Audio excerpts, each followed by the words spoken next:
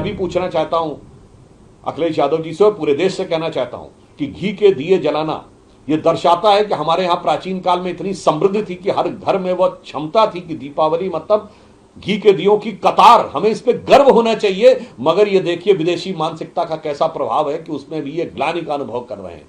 तो ये जो कुछ भी हो रहा है इससे इंडी गठबंधन की वह मानसिकता एकदम अंधकार से निकलकर, अमावस के अंधकार से निकलकर दीपों के प्रकाश में साफ हो गई है कि ये भारतीय संस्कृति, हिंदू धर्म और प्रजापति समाज की समृद्धि से भी कितनी नफरत करते हैं। तो इसे उसी दोहे के रूप में कहूंगा कि जो पुराना कबीर का दोहा था उसे थोड़ा परिवर्तित करके कह रहा हूं कि जनता कहे इंडी से तू क्या रोंधे मोए, एक दिन ऐसा आएगा मैं रोंधूंगी तोए। जो कबीर का दोहा था कि माटी कहे कुम्हार से तू क्या रोंधे मोए, एक दिन ऐसा आएगा मैं रोंधूंगी तोए। क्रिसमस के ऊपर पूरे विश्व में जो भी प्रकाश होता है उसके लिए हमें किसी प्रकार की कोई समस्या नहीं, हर धर्म को पूरा होना चाहिए। परंतु अखिलेश यादव जी से मैं पूछना चाहता हूं कि आप जो ये कहने का प्रयास कर रहे हैं इसका अर्थ ये हो गया कि जो प्रजापति समाज उसमें घी के दिए जलाता है वो उसकी समृद्धि छीन ली जाए और आपको लगता है इलेक्ट्रिसिटी से की जाए। फिर मैं पूछना चाहता हूं, आप तो पढ़े लिखे हैं, ये आप क्या बोल रहे हैं?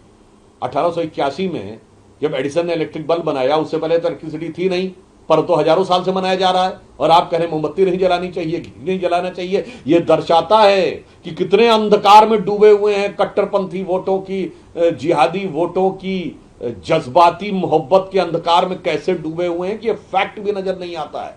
और जहां तक ऊर्जा की बचत की बात है तो प्रधानमंत्री नरेंद्र मोदी से सीखिए, हमने 37 करोड़ एलईडी बल्ब वितरित किए हैं, इलेक्ट्रिसिटी का कंजम्पशन कम किया है। आज भारत की 50% इंस्टॉल कैपेसिटी क्लीन एनर्जी से है और अयोध्या में भगवान श्री राम का जहां मंदिर है वहीं दुनिया की सबसे बड़ी वो एक सड़क है जहां 10 किलोमीटर की पूरी सड़क पूरी तरह सोलर लाइट से प्रकाशित है।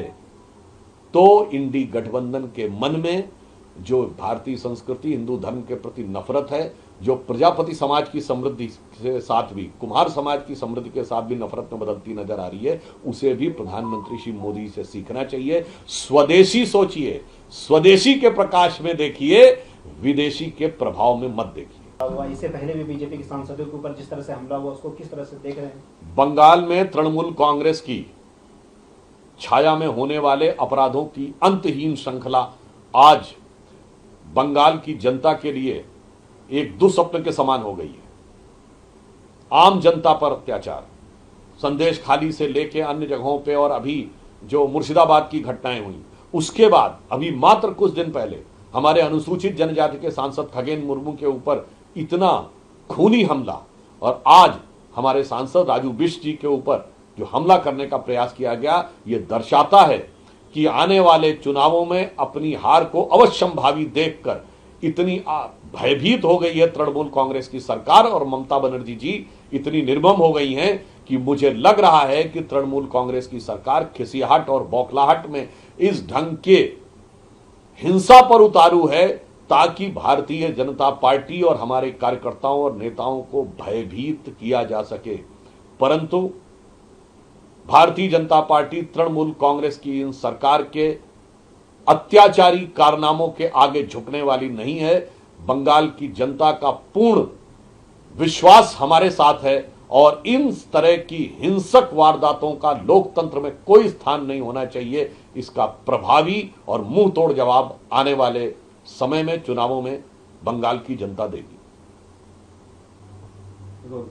सर, बिहार में जिस तरह से इंडिया अलायंस में सीट बंटवारे अभी तक फाइनल नहीं हो पाया, जिस तरह के सीट फुटा हुआ है, कुछ लोग कह रहे हैं कि अब तो अलग अलग जैसे जेएमएम में दूसरे दल, इसको लेकर के आप किस तरह? देखिए, पहले चरण के नामांकन की तिथि भी निकल गई और महागठबंधन के बीच की जो महा उठापटक थी उसका कोई निष्कर्ष ही नहीं निकल पाया। मान लो महागठबंधन के दल वाले जो कह रहे थे कि हमारा सीट शेयरिंग का फार्मूला निकल आएगा, उस पर तो मुझे वही पंक्ति याद आती है कि दिन तो निकल गए और फार्मूला निकल ही नहीं पाया कि उजड़े दयार मांग के लाया था 4 दिन, 2 आरजू में कट गए 2 इंतजार में। यानी 2 तो इस आरजू में निकल गए कब गठबंधन बनेगा और 2 इस इंतजार में चले गए दिन की कब सीटों का फार्मूला बटेगा।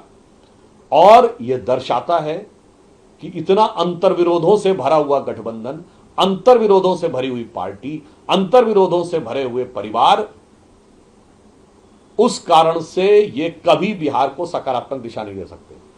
और मैं एक पंक्ति में कहना चाहूंगा, जो अपने कैंडिडेटों की लिस्ट नहीं बना पा रहे हैं, ये चुनाव हारने के बाद कहेंगे कि वोटर लिस्ट ठीक नहीं थी। ये इस बात का प्रमाण है कि ये कभी भी अपनी गलती की तरफ नहीं देखते। तो जो कुछ आज महागठबंधन के साथ हो रहा है, उसके लिए हिंदी की एक ही कहावत याद आती है, नाच न जाने आंगन टेढ़ा।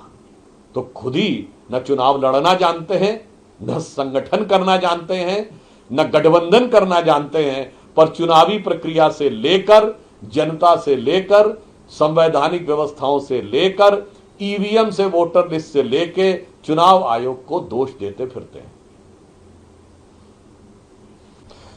अखिलेश यादव जी का दीपावली पर घी के दिए जलाने के प्रति आलोचना करने वाला निंदनीय बयान एक तरफ दीपक बनाने वाले प्रजापति समाज के विरुद्ध तो है ही, परंतु लगता है कि वो तो अपने समाज के भी विरुद्ध बोल रहे हैं।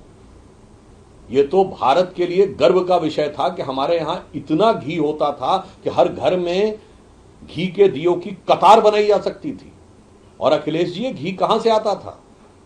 गाय का पालन करने वाले, जो गाय को देवतुल्य पशु माना जाता था, तो गो माता मानने वाले, उसी वर्ग से, आप ही के समुदाय से गाय के दूध, दूध से दही, दही से मक्खन, मक्खन से घी बनता था और घी की कतारें बनती थी। मगर अफसोस, अब क्या कहा जाए कि आज एक ऐसा कलयुग दिखाई पड़ रहा है कि कभी प्राचीन काल में गाय के संरक्षण के लिए राजाओं के, जब राजा लोग आते थे तो क्या उद्घोष किया जाता था? कहा जाता था, गो ब्राह्मण पालक, धर्म ध्वजा संरक्षक। आज मुझे लगता है इंडी गठबंधन वाले जब आए हैं तो उद्घोष होना चाहिए कि मुल्ला मौलवी प्रतिपालक, घुसपैठिया संरक्षक और सनातन धर्म विध्वंसक इंडी गठबंधन वाले प्रवेश कर रहे हैं।